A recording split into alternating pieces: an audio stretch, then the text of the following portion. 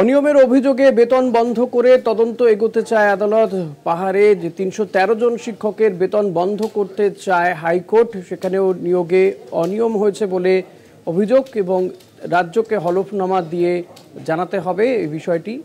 ৩ দিন সময় দেওয়া হয়েছে রাজ্যকে ক্ষেত্রে। অনিয়মের অভিযোগে বেতন বন্ধ করে তদন্ত এগোতে চায় আদালত। পাহাড়ে ৩১৩ জন শিক্ষকের বেতন বন্ধ করতে চায় হাইকোর্ট।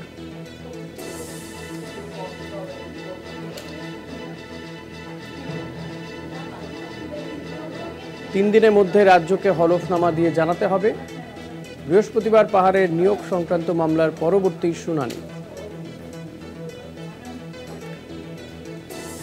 সেখানেও নিয়োগে অনিয়ম হয়েছে। ৩১৩ জন শিক্ষকের বেতন বন্ধ করতে চায় হাইকোর্ট।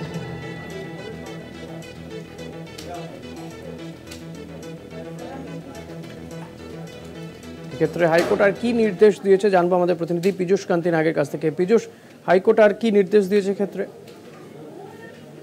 দেখো, দ্বিতীয় নিয়োগ দুর্নীতি নিয়ে যে মামলা কলকাতা হাইকোর্টে বিচারাধীন রয়েছে, সেই মামলায় বিচারপতি বিশ্বজিৎ বসু আজকে শুনানি সময় তিনি জানান তার হাতে যে তথ্য এসেছে তাতে প্রাথমিকভাবে ৩১৩ জনের বেতন বন্ধের নির্দেশ জারি করার সব কাজ করছে কলকাতা হাইকোর্ট।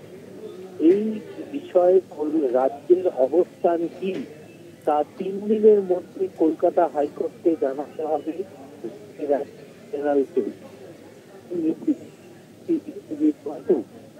বিচারপতি বিশ্বজিৎ বসু এর আগে তিনি এই জিটিএর যে তদন্ত, সেই তদন্ত নিয়ে প্রশ্ন তুলেছিলেন। এই তদন্ত করছে সিআইডি। যার বিরুদ্ধে অভিযোগ তাদেরকে জিজ্ঞাসাবাদ করেনি, 41 দিন নোটিশ দেয়নি। এই সামগ্রিক বিষয় নিয়ে সিআইডির তদন্তে সন্তুষ্ট নয় কলকাতা হাইকোর্ট। কলকাতা হাইকোর্ট জানিয়েছে রাজ্যের অবস্থান পরিষ্কার হওয়ার পরেই তিনি পরবর্তী পদক্ষেপ গ্রহণ করবেন। আগামী বৃহস্পতিবার এই মামলার পরবর্তী শুনানি। সেদিনই রাজ্যকে জানাতে হবে এই ৩১৩ জনের বেতন বন্ধ সহ এই বিটিএস যে নিয়োগ দুর্নীতি মামলার যে তদন্ত, সেই তদন্ত নিয়ে রাজ্যের অবস্থান কি এবং তদন্তের গতি প্রকৃতি কি।